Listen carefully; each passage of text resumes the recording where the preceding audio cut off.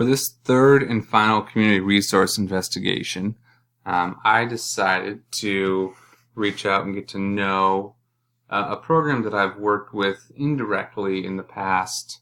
And so this program is called the ARC of Cumberland and Perry Counties. So I currently live in Perry County in Pennsylvania, and so this is an organization that's pretty near where I live.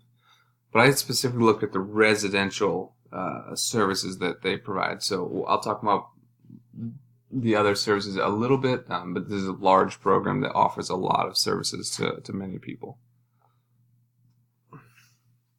So this program, often known as the ARC or the CP ARC, began in the 50s, similar to how many other programs of this nature started. There's a group of parents that were unhappy with the services that their children were receiving in school, felt they could provide more services in a different way.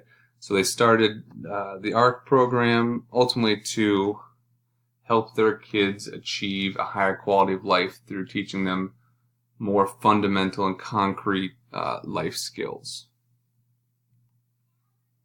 So I love their mission statement. So the mission is to empower, inspire, and educate people with intellectual and developmental disabilities, their families, and the community.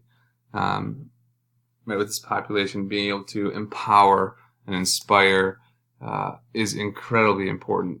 But it's not only that, being able to teach, empower, and inspire families in the community so that this population is supported and involved as possible. That's how everyone finds success. So again, the ARC works primarily with individuals with intellectual disabilities. In their residential program, it's almost exclusively individuals with intellectual disabilities. Now, other programs go all the way down to before pre-K to provide services, but their residential program starts at the age of 18. So at this point, when you're 18, you have a pretty significant amount of documentation about your disability and your abilities. So after an individual is referred by a doctor or a parent or teacher, an internal or external evaluation will take place just to gather as much data as possible. So the services that they provide are split primarily into two different groups. The first is their group homes, and so this environment is for individuals that are lacking a significant number of skills. Within the group home, they provide 24-hour medical care. They provide all the meals, have daily skill-building activities in hygiene, cooking, cleaning, very, very basic, fundamental, independent living skills. Oftentimes, these individuals need a significant amount of support throughout the day to be successful. Then kind of moving forward, their apartments, there's a spectrum of services provided in the apartments. Some individuals, might have graduated from the group home and had built a foundation of skills, but need pretty significant support throughout the day still. But there are individuals that have built these skills or came in with many skills that might need infrequent check-ins throughout the day just to make sure everything is okay.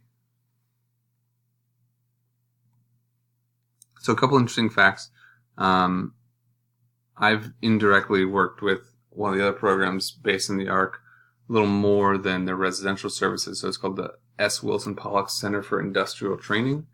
I've had kids from my caseload go and they receive vocational training here in various arenas. And I actually just went to a event that was catered by ARC students from this industrial training center. Another interesting thing is this chapter relies on a really large a golf tournament that's held in July as a way to fundraise a significant amount of their money. And prior to working with ARC, I actually participated in this golf tournament a few years ago, and I didn't realize it was put on by the ARC until kind of digging a little deeper right now. And something that we're seeing across the nation, programs like the ARC are having a terrible time maintaining an adequate workforce to provide indirect and direct care to their participants. Unfortunately, the stress and the low pay leads to a pretty quick turnover. And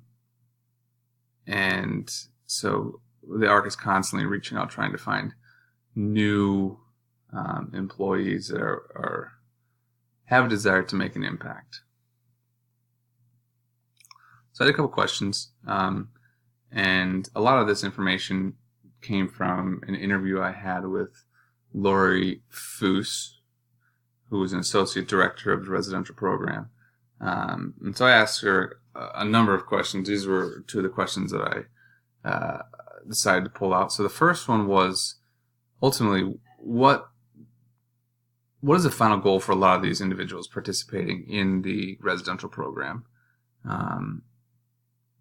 And so Lori responded with an interesting thought that most of the participants, the end goal is not to live independently. They have a realistic perspective on long-term goals and abilities. And so for most of the participants, if they're in the group home, the long-term goal might be to eventually enter an apartment living situation.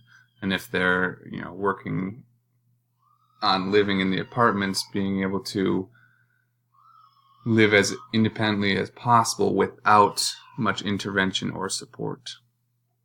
Number two, a big thing that I've been learning about is the impact of community involvement. So I asked Lori again about how they get individuals involved in the community. And she said that this is something that they've been working a lot on recently, and they have developed a program within the residential service program that its sole purpose is to get individuals involved in the community, both to see the positives, the joys of the community, but also see how challenging it is to be a part of a community and be a contributing member of that community.